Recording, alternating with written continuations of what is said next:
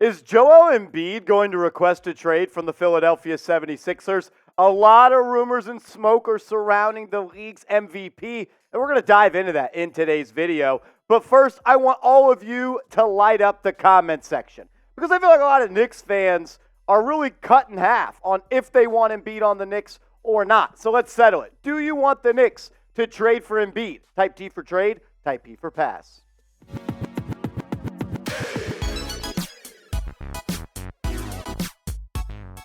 Welcome into New York Knicks Now by Chat Sports. I am your host, Marshall Green. I appreciate everybody for rocking and rolling with us as we have some rumors surrounding the big man in Philly and once again, the New York Knicks. Reports are coming out that Embiid could ask for a trade, quote, sooner rather than later. We'll dive into those quotes in a second. Then on the tail end of the show, Bleacher Report recently put out an article with a trade idea for the Knicks to land the 29-year-old MVP. But let's start with these quotes from Yahoo. Quote, Daryl Morey is responsible for only the past few years in Philadelphia. But in totality, many around the league believe Joel Embiid will ask out sooner rather than later, and that a full rebuild is what Daryl Morey is covetedly hoping for.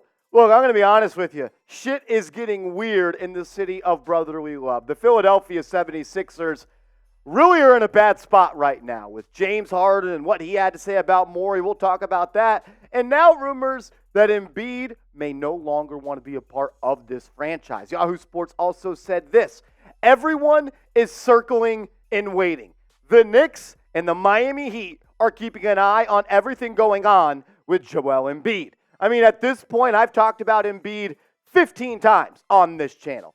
The New York Knicks and Leon Rose, Worldwide West, and Tom Thibodeau wanting Embiid to be a part of the New York Knicks franchise is officially the worst-kept secret in the NBA. I mean, we were talking about this last year at this time, and once again, the rumors around Embiid and New York are heating up. I also think this is important. Joel Embiid took Philadelphia out of his Twitter bio. This is what it looked like just last week, and then he took where it said location Philadelphia, and he took that out, and that is no longer there.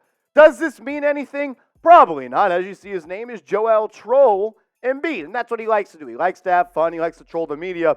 But where there is smoke, there is fire. And then for months, and almost a year and a half at this point, Embiid has been hinting at the idea that he is going to request a trade from the Philadelphia 76ers. And if the James Harden situation goes left any more than it already does, he may be there. We'll talk about Harden and Embiid more around the corner. But first, make sure all of you are subscribed to New York Knicks Now by Chat Sports, because if the Knicks make a move, we make a video. We put out content, free content on the Knicks every single day.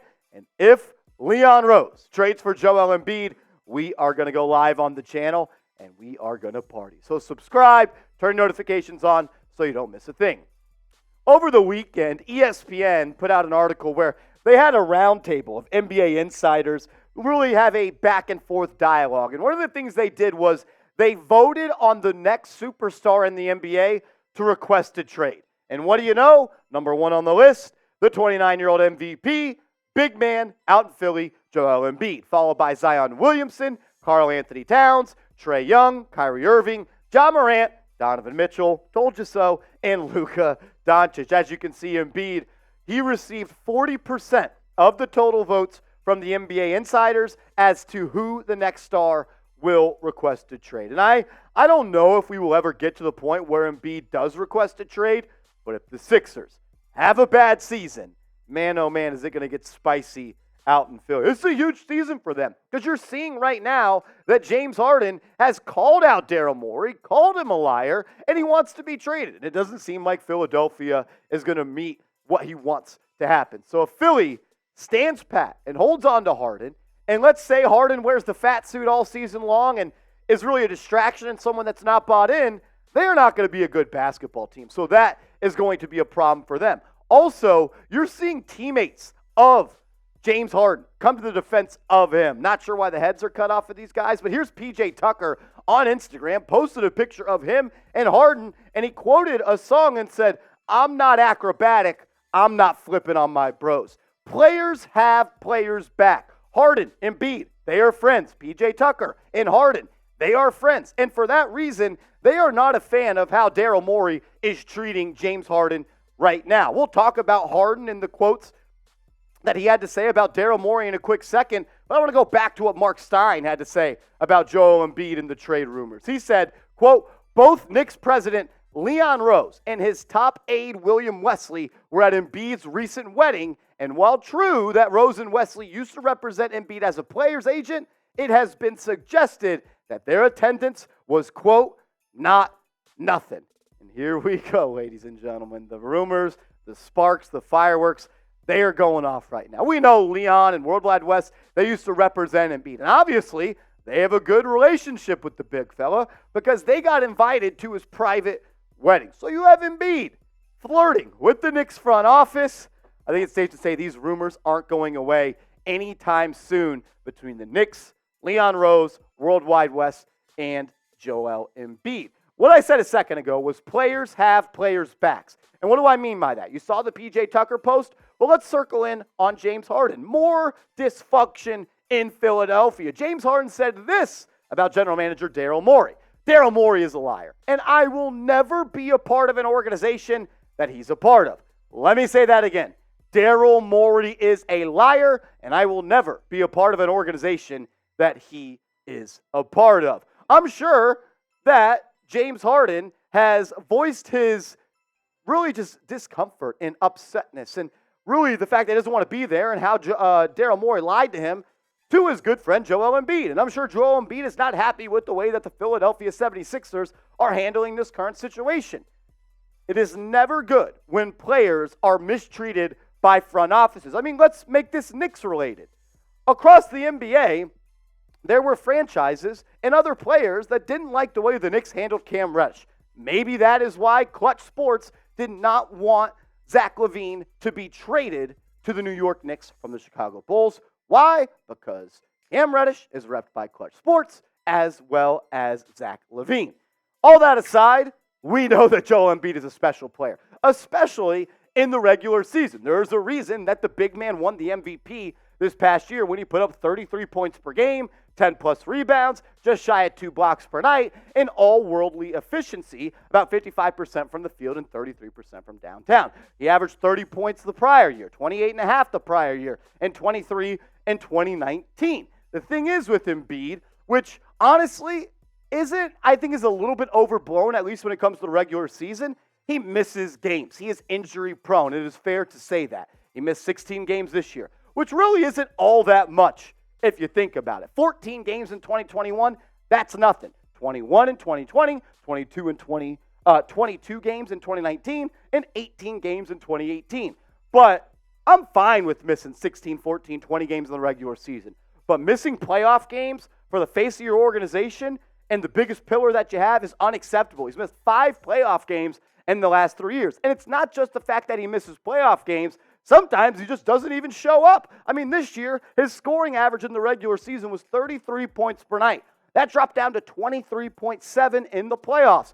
Was that because he was injured? Sure, you can make that excuse, but I believe when the game slows down, defenses are more calculated, there's a game plan, and you can watch film night in and night out on the same player, that somewhat limits Joel Embiid's success, and the stats, they show that. Why do I think that he struggles in the playoffs? For similar reasons as Julius Randle. He is a slow processor. When he has the ball in the block and a double team comes, he doesn't react fast enough. And that is an Achilles heel for Embiid, and that is an Achilles heel for Julius Randle. On top of that, which I don't have a problem with this contract, he makes a whole lot of money. I mean, MVP of the league, 29 years old, you're going to get paid. And that is what Embiid has been.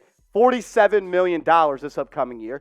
$50 million next year, $54 million the following year, and then as a player option in 2026 for $58 million and would be a free agent in 2027 when he's 34 years old. There's 2 ways to look at this, though. If the Knicks traded for him, he's cost-controlled and under team control until 2026. Another way is if he gets hurt, if he gets old, well, he is going to get older. If he gets hurt and the age starts to affect his play, you're on the books for a whole lot of money, possibly through 2027. Coming up next, we have a Bleacher Report Joel Embiid trade where he goes from Philly to New York. It is a doozy of a trade, and we'll break it down around the corner. But first, make sure all of you are hooked up with these awesome Chat Sports t-shirts, Knicks Now style. Go to chatsports.com/realknicks, chatsports.com/realknicks. You can get the black t-shirt, you can get the blue t-shirt. Get one. Rep the team, rep the squad, support the channel. Link's right here. It's also clickable in the comments and description of today's show.